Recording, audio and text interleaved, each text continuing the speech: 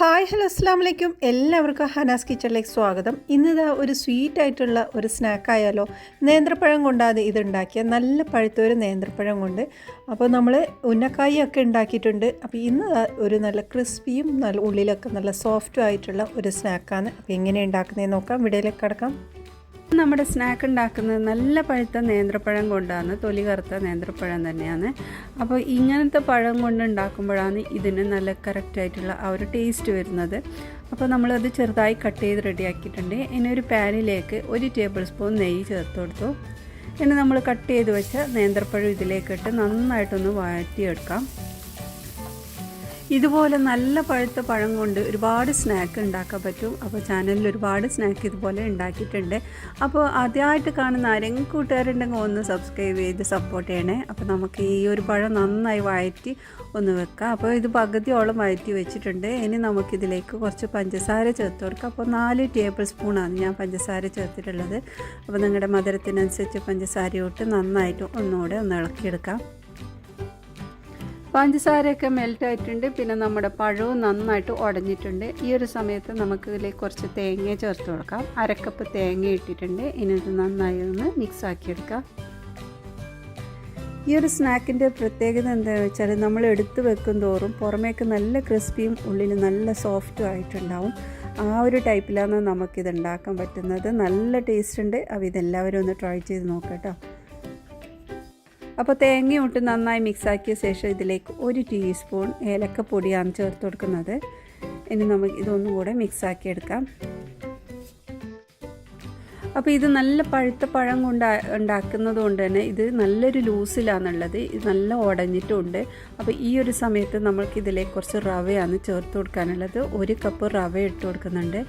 അപ്പോൾ ഇതുപോലെ ലൂസായിട്ടുള്ള പഴം കൊണ്ട് ഉണ്ടാക്കുമ്പോൾ, നല്ല പഴുത്ത പഴം കൊണ്ട് ഉണ്ടാക്കുമ്പോൾ നമുക്ക് ഈ ഒരു റവയും കൂടി ഇട്ടാൽ അതിൻ്റെ കറക്റ്റ് ആ ഒരു വേവ് ഇതിൽ നിന്ന് കിട്ടുന്നത്. അപ്പോൾ നമ്മൾ എക്സ്ട്രാ വെള്ളമൊന്നും ചേർത്ത് കൊടുക്കേണ്ടതില്ല.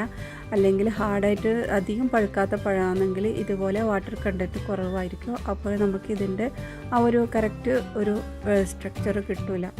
അപ്പോൾ അതുകൊണ്ടാണ് ഞാൻ പറഞ്ഞത് നല്ല പഴുത്ത പഴം കൊണ്ട് തന്നെ ഇത് ഉണ്ടാക്കണം.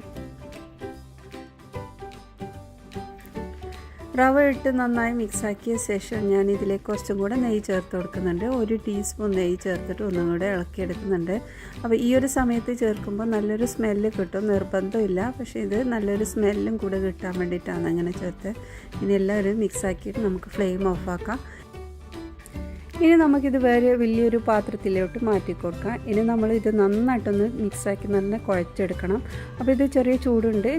ചൂടോട് കൂടിയിട്ട് തന്നെയാണ് നമ്മൾക്കിതൊന്ന് മിക്സാക്കി എടുക്കേണ്ടത്. നമ്മൾക്ക് കയ്യിൽ തൊടാൻ പറ്റുന്ന പോലത്തെ ഒരു ചൂടോട് കൂടിയിട്ട് നമ്മളിതൊന്ന് നന്നായിട്ടൊന്ന് കുഴച്ചെടുക്കണം.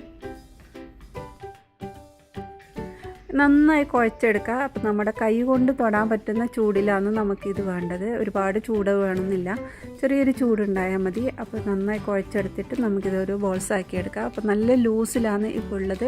നമുക്ക് ഇതിലും കുറച്ചും കൂടെ കട്ടി വേണമെന്നുണ്ടെങ്കിൽ കുറച്ചും കൂടെ റവ എടുക്കുക. നമ്മുടെ പഴത്തിൻ്റെ അതിൻ്റെ ലൂസിനനുസരിച്ചിട്ട് നമുക്ക് റവയുടെ ഇതും കൂടുതൽ എടുക്കാം കേട്ടോ. അപ്പോൾ ഇത് നന്നായിട്ടൊന്ന് മിക്സാക്കി ഒരു ബോൾസാക്കി മാറ്റി വെക്കാം, ഒരു ഷേപ്പാക്കി എടുക്കാം. ഇനി നമുക്കിത് നല്ല ചൂടായ എണ്ണയിലേക്ക് ഇട്ട് ഒന്ന് പൊരിച്ചെടുക്കാം. അപ്പോൾ സിമ്പിളായിട്ടുള്ള ഈ ഒരു റെസിപ്പി നിങ്ങൾക്ക് എല്ലാവരും ഉണ്ടാക്കി നോക്കണം. അപ്പോൾ നല്ല പഴുത്ത പഴം കൊണ്ട് ഉണ്ടാക്കാൻ പറ്റുന്നതാണ്. നല്ല 2 സൈഡും നല്ല ഗോൾഡൻ കളർ ആവുന്നത് വരെ നമുക്കിത് പൊരിച്ചെടുക്കാം. അപ്പോൾ ചൂടോട് കൂടിയിട്ട് നമ്മുടെ പുറമെ നല്ല ക്രിസ്പി ഉണ്ടാവും, ഉള്ളിൽ നല്ല ഹാർഡും സോഫ്റ്റും ഉണ്ടാവും. അപ്പോൾ നമ്മൾ ഇത് വേറൊരു രീതിയിലും കൂടി ഫ്രൈ ചെയ്യാം. നമ്മൾ ഇത് ഫ്രൈ ചെയ്യുന്നതിന് മുമ്പ് ജസ്റ്റ് ഒന്ന് റവയിൽ ഇതുപോലെ മിക്സാക്കി എടുത്ത് കഴിഞ്ഞാൽ കാണാനും ഒരു ഭംഗിക്ക് വേണ്ടിയിട്ടാണ് ഇങ്ങനെ ചെയ്യുന്നത്. ഇങ്ങനെ ആക്കി വെച്ച് മാറ്റി വെച്ച ശേഷം നമുക്കിതൊന്ന് പൊരിച്ചെടുത്താൽ ആ ഒരു ക്രിസ്പിനെസ് അതുപോലെ കാണാനും ഉണ്ടാവും. ഇനി ഇത് തിരിച്ചും മറിച്ചുവിട്ട് നല്ലൊരു ഗോൾഡൻ കളറാകുന്നവരെ പൊരിച്ചെടുക്കാം. നമ്മൾ ചായക്കടയിലൊക്കെ കാണുന്നില്ലേ ഉണ്ടംപൊരിയൊക്കെ, അതിൻ്റെ വേറൊരു വേർഷനാണ് കേട്ടോ ഇത്. അപ്പോൾ ഇതിൻ്റെ ഉള്ളിലൊക്കെ നല്ല സോഫ്റ്റ് ആയിട്ടുണ്ടാവും. അപ്പോൾ നല്ല പഴുത്ത പഴം ഇനി ആരും കളയേണ്ട ആവശ്യമില്ല. ഇതുപോലെ ഉണ്ടാക്കാം.